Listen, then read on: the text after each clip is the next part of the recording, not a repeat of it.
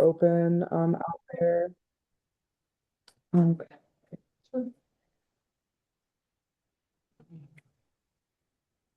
Just in case people see, we don't want them to feel like they can't come in. Oh, absolutely.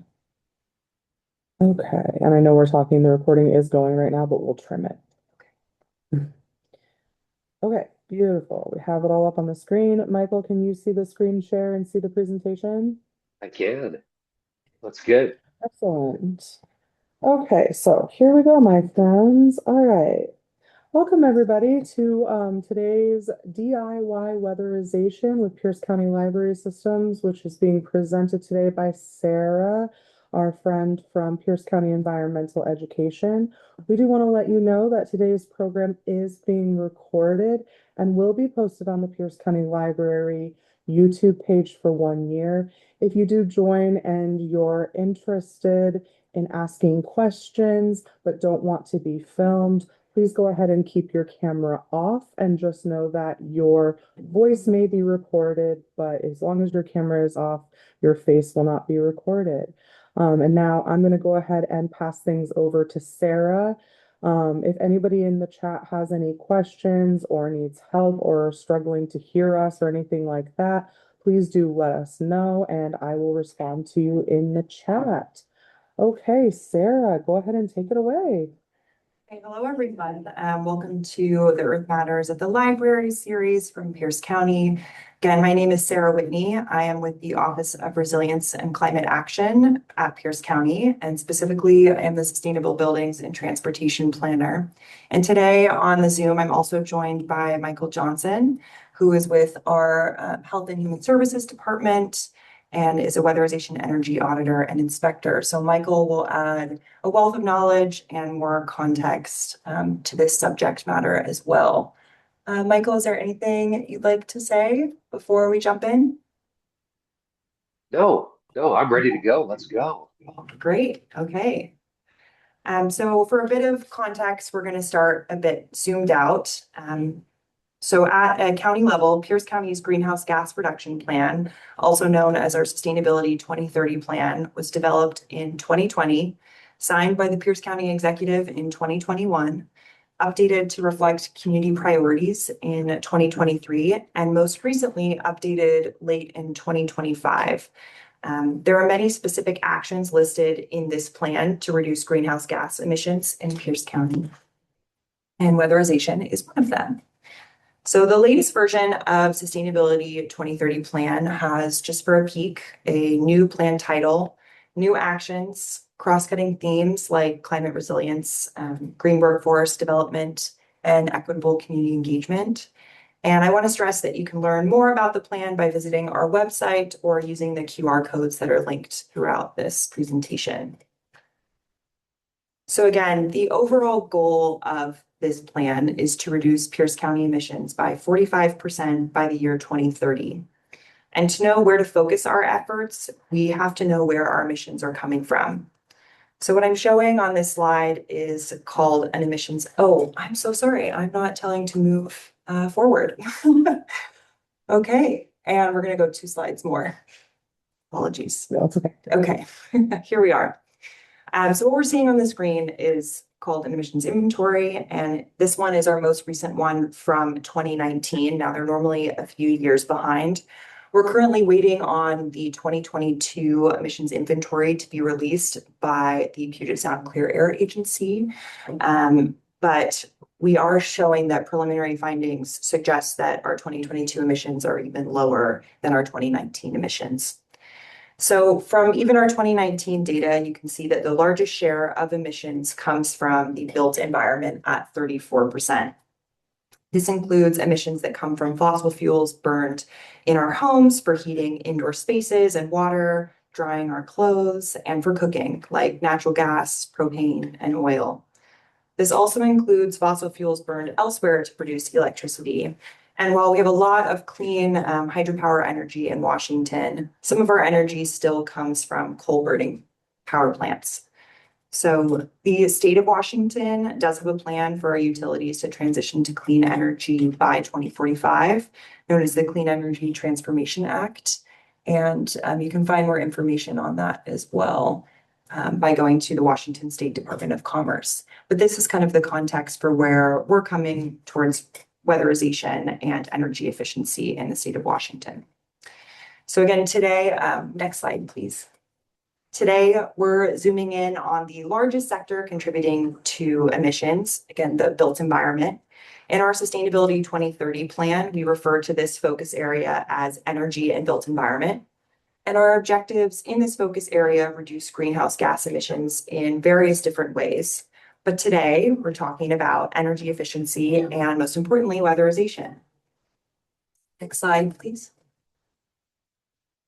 So again, for kind of this large context, in Pierce County, we're currently experiencing many negative impacts of climate change, and reducing greenhouse gas emissions as much as we can and as quickly as we can will help minimize these negative impacts in the future. This slide is showing some of the impacts we are seeing in Pierce County. These things are happening from the top of Mount Rainier to the waters of Puget Sound. And to call out a few on this, three major drivers of negative climate impacts here include warmer, drier summers, wetter winters, as we're seeing by the flooding around Washington State right now, and acidic marine waters. So these impacts are not necessarily a problem on their own, but when these circumstances are more frequent and more extreme, they're harder for humans and nature to react to and even survive. So again, just to review some of the things we're seeing here on the slide, we have extreme precipitation, flooding, extreme heat and wildfires, melting glaciers and reduced snowpack, landslides, more rocks and silt in rivers, warmer rivers, lakes and streams, sea level rise, and ocean acidity. If you have more questions about this, please check out our Climate Change Explained webpage at piercecountylaw.gov. Or you can join us for a future class on these topics as well through the Earth Matters series. Fine. So as I mentioned, climate change impacts everyone in Pierce County, but disproportionately impacts frontline communities or those who have systemic barriers. Hi. Join us. You're welcome to join us if you'd like. Okay. But they disproportionately impact frontline communities, those who have systemic barriers to opportunities and or have been historically discriminated against. I want to take some time to read over Pierce County's position on upholding tribal treaty rights. So we acknowledge that the land now identified as Pierce County has for thousands of years been the traditional territory and home for the Puyallup, Nisqually, Squaxin Island, and Muckleshoot people. Today, this land is still home to these four federally recognized tribes. These tribal governments are sovereign nations. We recognize them as past, present, and future guardians of this land, both culturally and legally, as evidenced by their respective treaties. We acknowledge these tribal governments and their respective roles today in protecting and taking care of these lands and resources. And we commit to working together in stewardship of their homeland where we mutually work and reside. So again, by upholding treaty rights for Pierce County, what this means is mitigating the impacts of climate change by taking actions like reducing our collective greenhouse gas emissions in the county. To uphold treaty rights, it also means that we should assure clean water, no litter, and other pollutants down the drain that make it to our water and directly impact salmon. Tribes have a right to a healthy environment and uncontaminated fish. And we as a county are taking action to do that. Oops. Okay. Sorry. Oh yeah. Oh, There we yeah. go. So I wanted to take time if we have folks in the chat. Yeah. Okay. We're going to pivot this. We'll move next to the next slide. But we're going to start zooming in again around weatherization. So I want to understand from folks who are here, what is your biggest barrier to making weatherization improvements in your home? Some examples of not knowing where to start, or it's really expensive, maybe something else. Is there anyone who would like to share what their challenge is?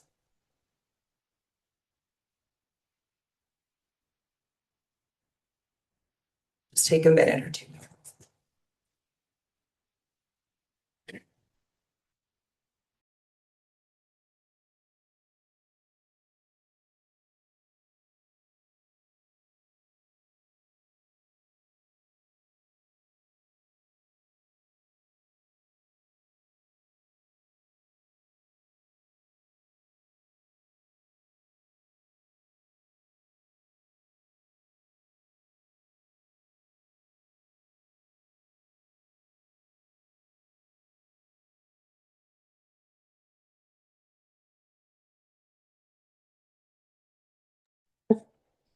Okay, well, it is something to think about as we move forward. So we'll move to the next slide, but appreciate those who shared as well.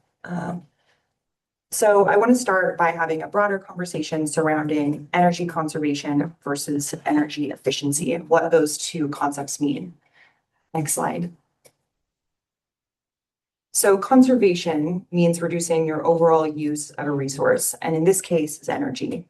Generally, conservation has to do with making changes to your behavior. So for example, that could be turning off the lights when you're leaving a room, turning down the heat, taking shorter showers, or keeping your windows closed when running AC. These are just some behavioral changes that can result in energy conservation. Next slide. Efficiency, on the other hand, means using better technology to perform a task like lighting or heating your home with less waste. So for example, instead of turning off the lights, it's for maybe switching to an LED light bulb. Regular light bulbs waste a lot of heat instead of using the energy to light your home. So switching to something like LEDs is making it more efficient. This also could be upgrading to a high efficiency electric pump, replacing old windows and doors, using a smart thermostat to adjust your temperature 24 hours a day and through the week based on when you're using your spaces to heat more efficiently. And I would like to stress that this concept of energy efficiency and energy conservation, these two ideas really work together to save energy. So they're both important. So weatherization is basically a practice of energy efficiency, but it can certainly help take the load off of your conservation efforts as well. Slide. So weatherization means, what is it? It means protecting your home from the natural elements such as rain, snow, wind, cold, heat, and in recent years, as we're all experiencing around Washington, wildfire smoke. Slide. Weatherization offers numerous co-benefits, which include reducing pollution, it's like indoor and outdoor, better human health as a result, better ecosystem health, lowering your utility bills and saving money, spending less on home and heating and cooling in general, and really can act as climate change mitigation through lowering greenhouse gas emissions. Slide. So why weatherize your home? Changing climate really means more extreme heat, more rain, more wildfire smoke, and weatherization, weatherizing your home can protect you from these natural elements, as well as use less energy to keep your indoor spaces comfortable and healthy. A typical American family spends $2,000 per year on their home energy bills. And much of that money could be wasted through leaky windows or ducts, old appliances, or inefficient heating and cooling systems. So also weatherizing really helps keep your pockets fuller as well and save some money. Okay, now into the meat of it. Michael, feel free to jump in here if I'm forgetting anything as our technician on the call. But let's get into some tangible weatherization tactics. Next slide. So in this section, we'll review the following mechanisms for how to easily and more affordably weatherize your home. We're going to go over sealing air leaks with caulk, sealing air leaks with weather stripping, insulating electric water heater tanks, and insulating hot water pipes around your home. Next slide. So air leaks can waste a lot of your energy dollars, whether leaks are letting hot air inside during the warmer months or letting in drafts during the cooler season. One of the quickest energy and money saving tasks you can do is seal all cracks and large openings to the outside. Air takes the path of least resistance, so you should aim to seal the big holes first where you know you're really having some large leaks. You may already know where, again, some of these leaks reside in your home, such as through a drafty window, but you'll need to find the less obvious gaps to properly air seal your home. One of the easiest ways to find air leakage in a home is to close all the outside windows and doors, open interior doors, and then turn on all exhaust fans, dryer included, and walk around your home feeling for air leaks.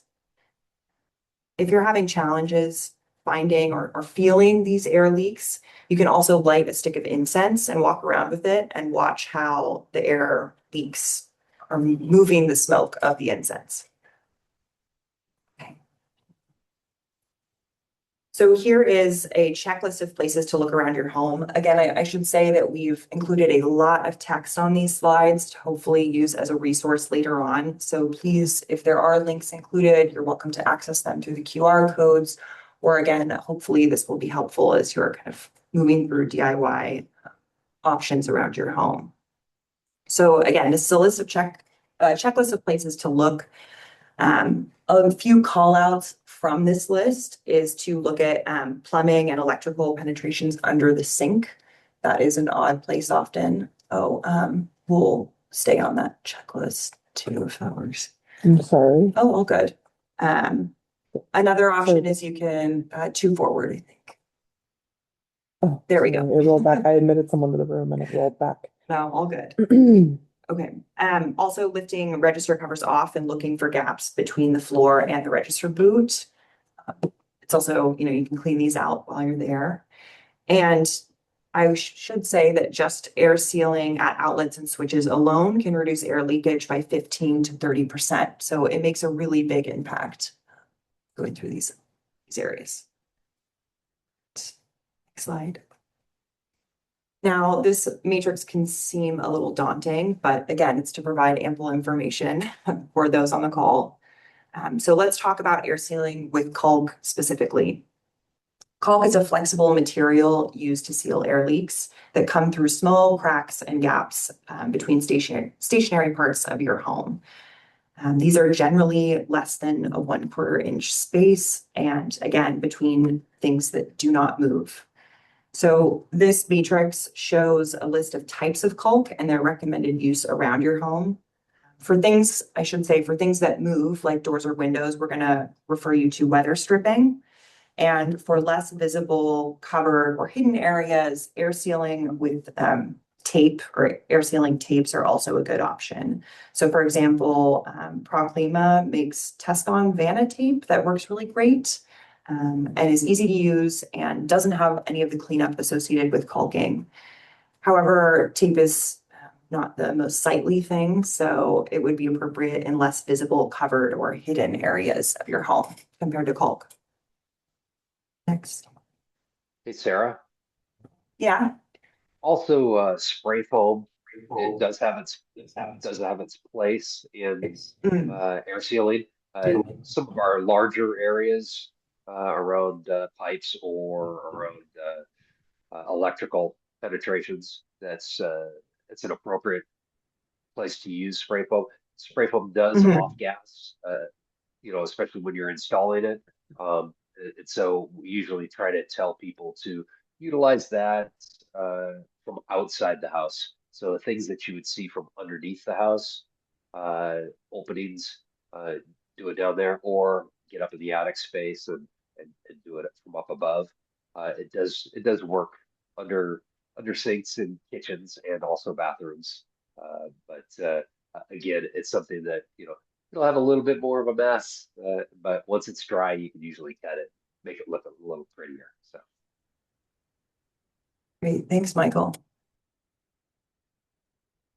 Okay, so back to caulk. Now it's getting, we're just going to walk through the steps of getting your space prepped. So the first step is really to remove all loose old caulk or filler. So remove it using a putty knife or maybe a large screwdriver.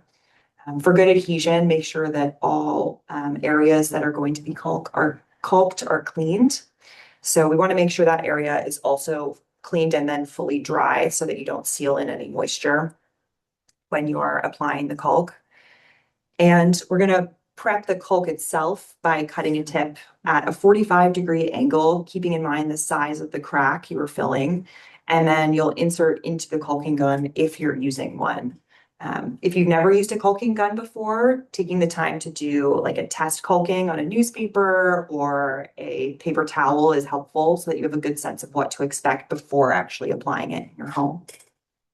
And then if you're using a caulking gun, make sure that's at a 45-degree angle to the now dry, clean edge that you'll fill. And you want to hold the gun at a consistent angle and prepare to slide the tip along the edge. You know you've got the right angle when the caulk is immediately forced into the crack as it comes out of the tube. Now filling the crack. Oh, we're going to go back one more. There we go. These slides look similar, but they're Yes, all, I thought there's it a was, lot of I thought steps it was here. the same one Yeah, and it didn't go. all good. So now actually laying the caulk into a crack, what you're going to do is start by squeezing the caulk container or pulling the caulking gun trigger with a slow and steady motion. Try to avoid stops and starts in this area by caulking in one straight continuous stream. You're then going to tool the caulk, which just means that once you've covered 2 to 3 feet of the surface with a bead of caulk, you're going to dampen your finger, or you can use a spoon or a piece of wood or foam paintbrush if you wouldn't like to touch the material, and glide over the bead. This is going to push the caulk into the crack, forcing the caulk deeper and also getting a better seal. And then you'll next clean up any mistakes or excess caulk with a damp rag. You want to make sure to take care of any problem areas right away, since dried caulk is much harder to deal with than wet caulk. And then you're going to allow the caulk to dry according to the directions on the package. It usually takes about 24 hours for the caulk to fully cure, but this can depend on air temperature and humidity. So again, follow your own intuition, but also the directions on the caulking package that you're using. Okay, and now we're going to move on to weather stripping. So again, caulk is for stationary parts of your home. Weather stripping is more for movable parts of your home, like windows and doors that open and close to the outside. It's important to choose a type of weather stripping that is most suited for each location.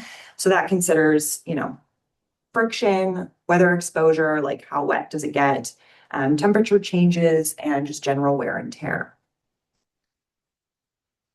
Here are some common types of weather stripping that are relatively easy to install for moderate to low cost. Often you'll be replacing a existing product when you're weather stripping. So one thing you can do is look at what you currently have and think about how long it has lasted, how well it's worked from once you newly installed it. And the answer to those questions can help you decide if you should install the same product or upgrade to something that will be more suited to that location. And again, this matrix is a helpful reference tool as you're going through the weather stripping process. Sarah, Yes. on on weather stripping, Mhm. one of the things that we always encourage people to do is always put weather stripping on the secure side or the stable side, meaning that Mhm. if you're on a window, uh, you want to use weather stripping on the base of the window, not on the part that's moving. So it's always should be on the stationary side. When you're doing weather stripping around a door, you would do it on the door frame versus on the door part that's moving. The part that opens Mhm. and closes. Yeah. And so and also around attic access lids, you would put it around the base that it sits on versus on the lid itself because it has a tendency to be removed on the sliding parts. So Yeah, always on the stable part. yeah, that makes sense. So putting it on that stationary part of the movable parts. Correct. Yes. Um, Perfect. Okay, thanks, Michael. So moving on, I guess we're going to talk about following the installation instructions that are provided by the weather stripping that you're buying. And I guess the step one is really to determine how much weather stripping you will need by measuring the perimeters of all windows and doors to be weather stripped, so the area that you will be applying the product. And then add about probably 10% to accommodate any waste there. You're then going to remove any old product thoroughly and clean each edge that will be weather stripped with soap and water, similar to the caulking instructions. And again, want to make sure that everything is dry before actually applying the product. Next is really going to be following installation instructions pretty carefully based on the product that you're buying. Okay. And then moving right along, we're now going to touch on insulating your electric water heater tank. I should start by saying if you have a gas water heater, most of your excess heat goes up the exhaust flue. So it means it's really wasted. So I would consider switching to an efficient heat pump water heater when your gas heater reaches the end of its life. But if you do have an electric water heater, I would consider insulating as an easy and very inexpensive way to improve energy efficiency and save money each month. If you have an older water heater, you can check to see if it has an insulation with an R value of at least 24. If you don't know the R value of your water tank, you can also touch the tank and consider insulating your water heater if it's quite warm to the touch. To do this, you'll need to measure the height and diameter of your water heater and find a kit that fits at your local hardware store.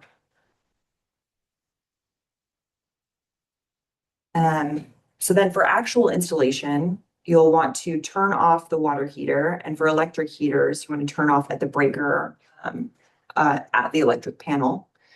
You'll then measure the height of the water heater and cut the blanket to fit if necessary.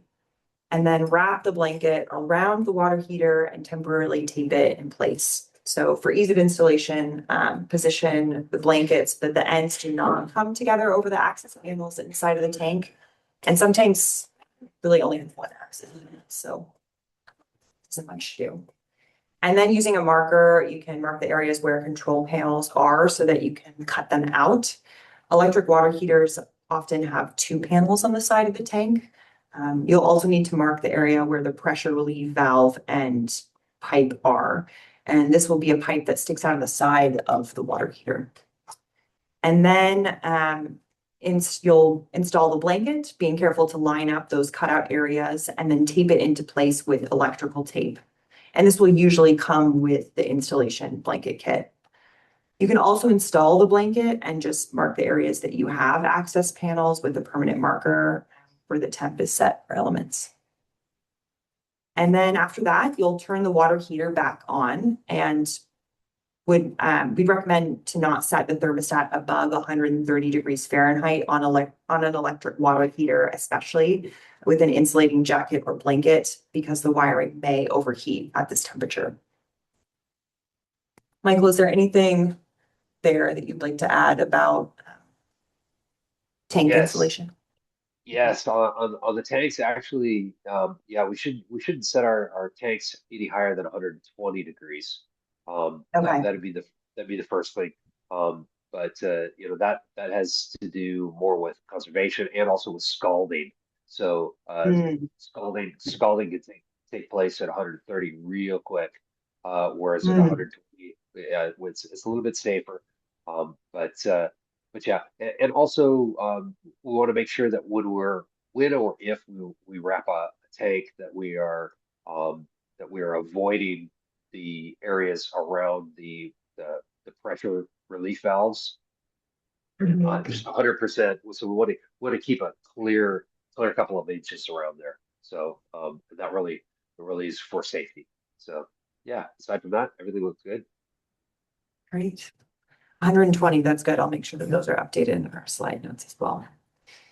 Okay.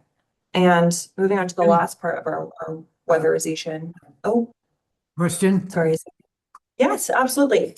At one time, I think we were putting check valves on the water inlet and outlet to the water heater. Is that still being done just for energy efficiency? Check valves, which not shut off valves, Jim. Not shut off valves, just to make sure the water flows in the right direction.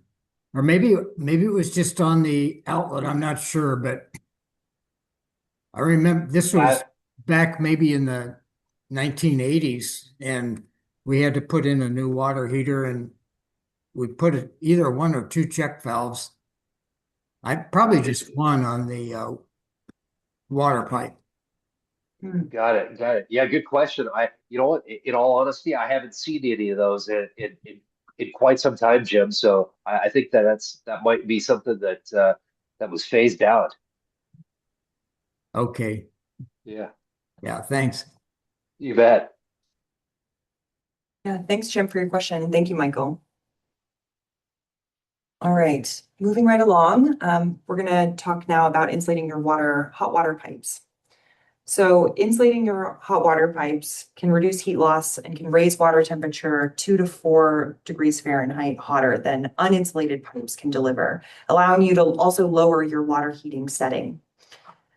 You also won't have to wait as long for hot water when you turn on a faucet or shower head, which helps conserve water. So again, the steps for getting started are as follows. You want to determine the type of insulation material you want to use and how much you'll need. So that includes measuring the pipes. And for electric water heaters, pipe sleeves with a polyethylene or neoprene foam are most common. For gas heaters, insulation should be kept at least 6 inches from the flue. If pipes are within 8 inches of the flue, your safest choice is to use fiberglass pipe wrap at least 1 inch thick without a facing. Now, Michael, is there anything you want to add here for further information on getting started? Yeah, on the pipe wrap, we want to do on both sides of the both the hot water and the cold water when we're doing it off the tank, especially like in Mhm. garages and so on and so forth. It's always a good idea. Um, but we also want to be able to make sure that the material that we're putting on there is properly sized. So we want to know whether or not the pipes in our garage or off of our tank are half inch or 3/4 inch or what they are. And so then when you go in to purchase those those lengths of closed cell foam, it makes it a lot easier. That and also a proper fit is is going to insulate better. And then finally, it would be uh, you would want to secure the the materials to the pipe. Some of the pipe wrap comes with the sticky little sticky sides where you pull the plastic off and it sticks to itself. But the lesser expensive pipe wrap is just has a slit on it, and so you want to secure it on there using black electrical tape or just any electrical tape is is a good idea. Just don't get it too tight. A lot of people think that if you wrap it tighter, the tighter the better. It definitely doesn't work that way. You want a nice loose wrap on there. You're just trying to secure it, keep it from falling off. Zip ties are also acceptable. But you want to make sure that you're not pulling them on there. You don't want it to look like a sausage when you're done. So, Yeah, that's a good visual. Yeah, it is. Yeah. All right, we'll go to the next slide. I think, Michael, you already started talking about this a little bit, but when we're talking about wrapping our water heater pipes, we want to, again, measure the lengths of the hot water pipes that are accessible. So both the cool and the hot. We want to cut the pipe sleeve insulation to the lengths needed and then place the pipe sleeve over the pipe face with the seam facing down and secure the pipe sleeve by taping or attaching with a cable tie, as Michael was saying, every foot or two to secure it to the pipe. And I like that, like, yeah, not to have it look like a sausage, but making sure it's secure but not too tight. Okay, next slide. So that wraps up our kind of hands-on weatherizing your home, but maybe you know that your home may need a little bit more than caulking, weather stripping, or some other insulation around your old hot water heater. And maybe you're really ready to upgrade. So we're going to talk about options beyond just DIY weatherization here. This includes upgrades like replacing doors and windows, getting an electric heat pump, insulating your home, or having an electric water heater. Those are all upgrades you can get.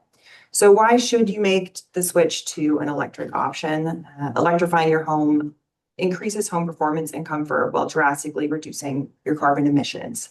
There's all of these benefits, including reducing indoor air pollution, again, reducing your energy bills, saving you money. You have a more comfortable home often by consistent heating and cooling, and also reducing, again, that environmental impact and supporting our neighbors in that way. Now, how do you know when you're ready to replace? If you know you're ready to replace and get more an efficient appliance, there are rebates available to you right now. On the Pierce County website, we have on our home energy resources page, which is linked in the QR code, we have a myriad of decision tools, which will link you to your local utility to show various rebates available to you around the county. We also will have state rebates for homes coming in hopefully this month or early 2026, which we'll review called the Homes Funding and HARP funding. So for utility rebates, you often must live within, again, the utility service territory. So again, we'll only qualify for your utility. And some programs also have income qualifications as well. For the state home energy rebates, which will hopefully again be available in early 2026, we're still waiting on that. These are often focused on low and moderate income households, and high income households will not qualify for these rebates, unfortunately. Okay, so I researched a few that apply to the town of Eatonville. Right now we have the town of Eatonville utility, and if you scan this QR code, it'll take you to the page with all energy rebates and their information. As you can see just from this screen grab, there are offers for residential, low income, and commercial energy efficiency programs, as well as rebate programs, as well as some washer and dryer application forms. There's a myriad of programs under this list, but too much text for the slides. So again, visit that QR link to understand what is available to you if your provider is the town of Eatonville.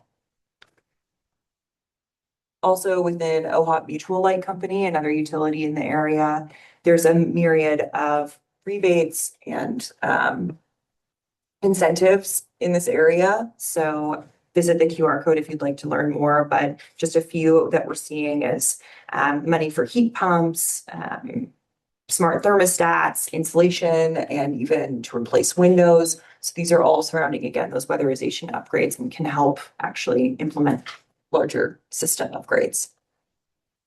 Slide.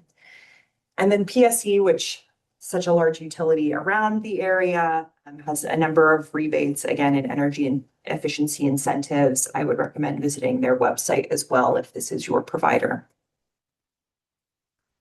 And again, I'll refer back to that home energy decision tool on our website for our home energy resources page, which was linked earlier, so that if your provider is beyond that, you can also, there's a number of tools which I'll highlight a little later on that can help you identify what rebates and financial incentives are available to you.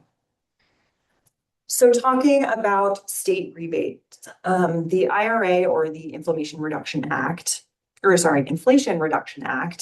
home energy rebates includes really two programs. There's the Home Appliance Rebate Program, or HARP.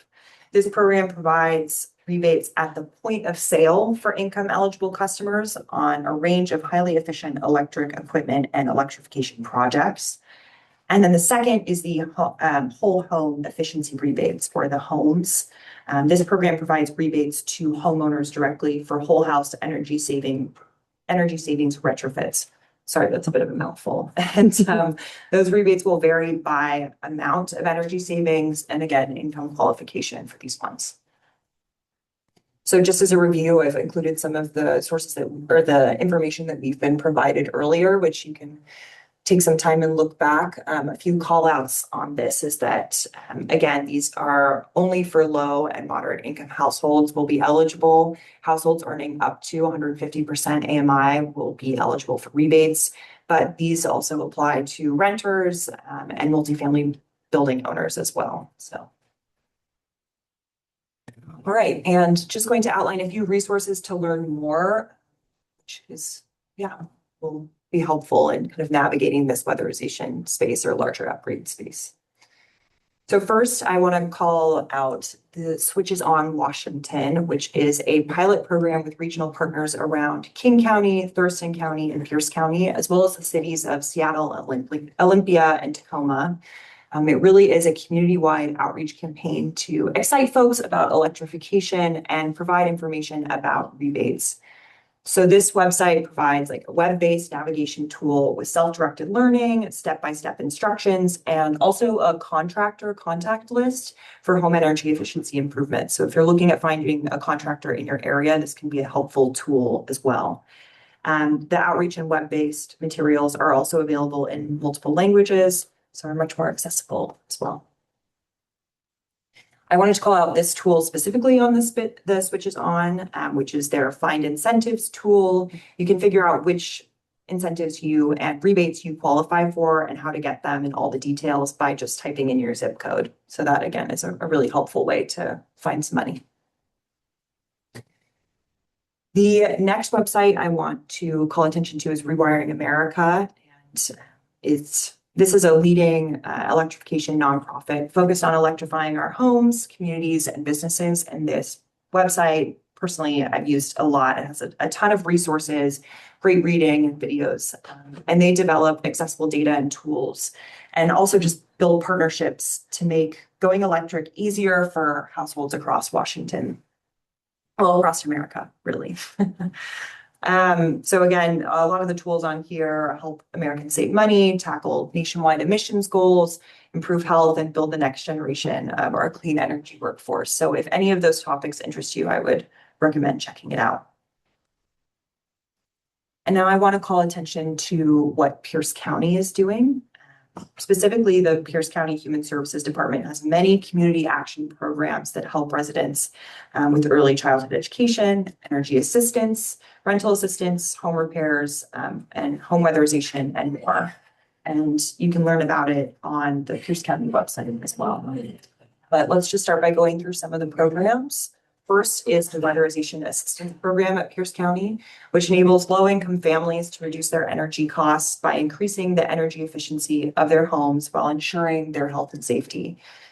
Eligibility is determined by a number of factors, including the number of people in your household, income sources, and more. And I should note that Pierce County Human Services provides weatherization services to qualifying low-income residents outside the city limits of Tacoma. So if you think you qualify, you're welcome to scan this code and learn more. And if you don't qualify and need to hire a contractor or someone, you can also visit www.bpi.org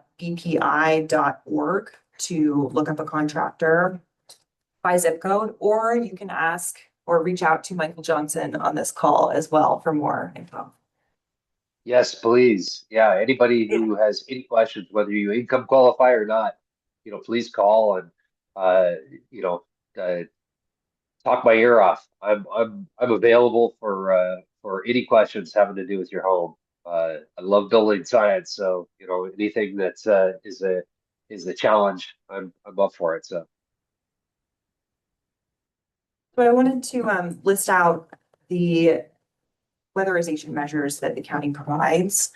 As you can see, there's numerous services that the county provides. And we also have partnered with the Pierce County Health Department to assist qualified households with occupants who have asthma, COPD, or other respiratory issues as well. So you can visit, again, the home weatherization page to learn more about that partnership and understand if you're qualified for those services as well.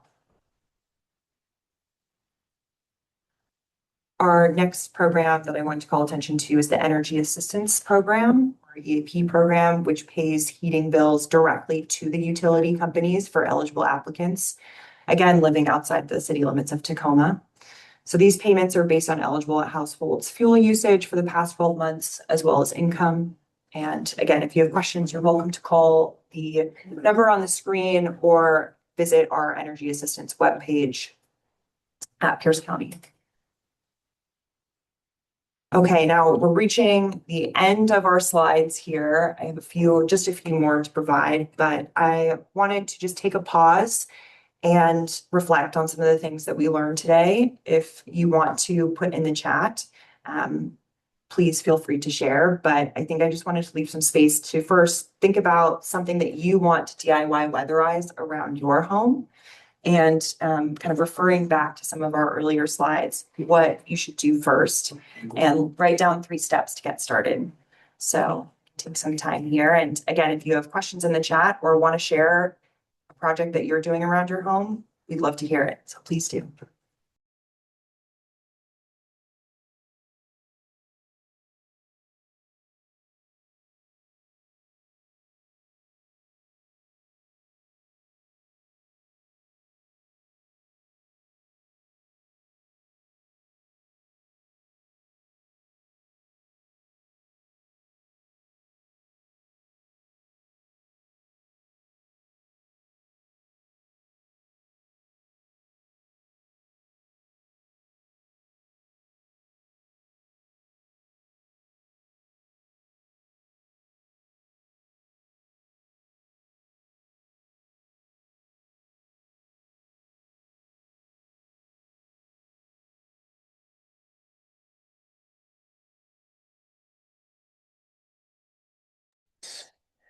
Okay, thanks, Jim, for sharing in the chat. That's really cool to hear.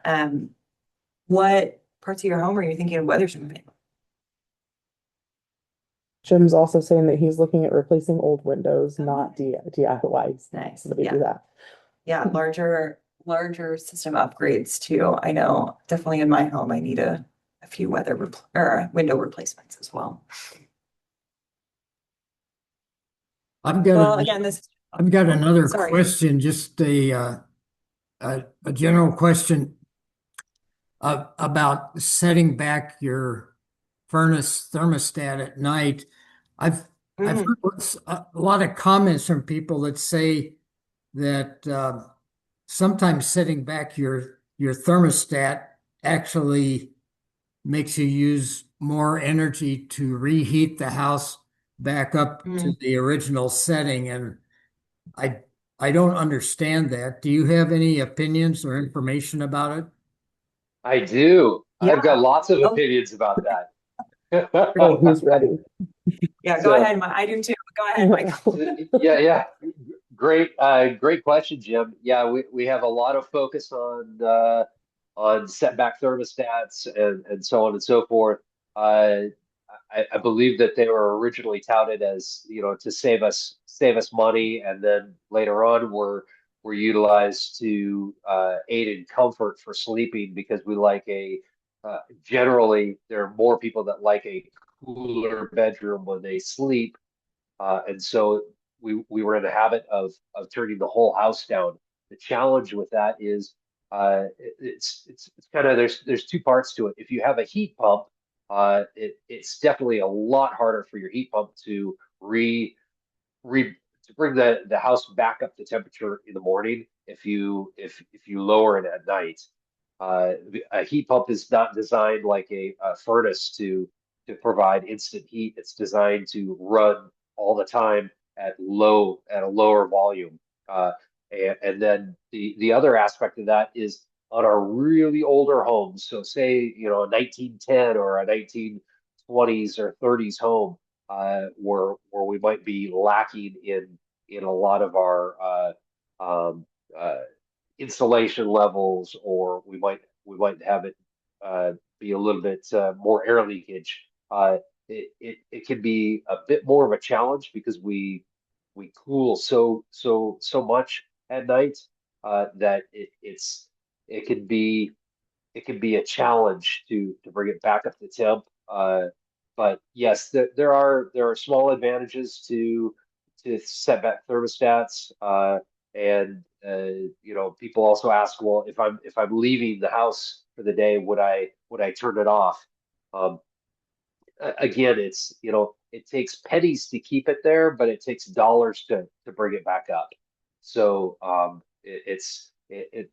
there's and I understand that there are a lot of different opinions on that. It's just from a building science standpoint, it can be a little bit more of a challenge on some of the homes. If we've got a really efficient home that's very well insulated and very well air sealed, that yes, by all means, it's very nice to be able to to set the thermostat back a little bit and to take advantage of a little that little bit of savings, as long as we don't need it to ramp up a great deal in the morning, or we make sure that our setback time is set to say 5 o'clock if we're waking up at 7. to give a heat pump ample amount of time to bring things up gradually versus trying to go from 60 to 70 at home. So Great. Thanks, Michael. Yeah, I also second the building science perspective as well. So thanks for providing that. Um, we'll move on to the next slide. Again, just a few more left for me, but I just wanted to quickly review again. Today we talked about why to weatherize, talking about the importance to your health, increased savings, and again environmental health as well that we're considering, lowering those greenhouse gas emissions. I also wanted to again highlight some Pierce County resources on here, like our home energy resources page, which has that decision tool if you want to look up rebates or financial incentives in your area to make those bigger changes. We also have our energy assistance program and home weatherization assistance program as well, if that interests. And then a little bit more about this class as well. Again, this was put on by the Earth Matters at the Library series. We have several more classes coming up, as well as a Taking Climate Action series that will start again later this month in January. So if you're interested in these topics and topics not related to this at all, we have series running all throughout the year. So visit the Earth Matters series webpage at linked here.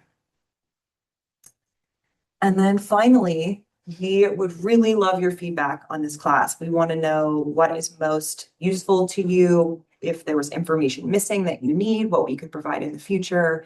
And we want to help community as much as possible and help folks weatherize their homes. So we want to hear from you. If you can provide some feedback, feel free to scan the QR code and fill out this very, very brief survey. Great. Yeah, just setting some time for remaining questions and answers. But I personally just want to say thank you for attending today and hopping online. I know as we were talking earlier, there's a lot going on today. And if you're tuning in later on YouTube, I just want to thank future viewers as well for taking the time to learn about weatherization.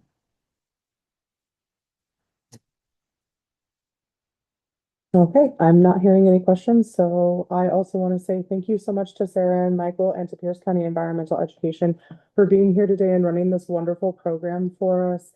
As always, if you have any questions regarding this presentation, you can also reach out to us via the Ask Us form on the MyPCLS website. And thank you so much for attending today, everybody who came. We hope that this was educational and helpful for you. The recording will be up on YouTube here relatively soon. And so if you do need to refer back to any of this, you will be able to access it there.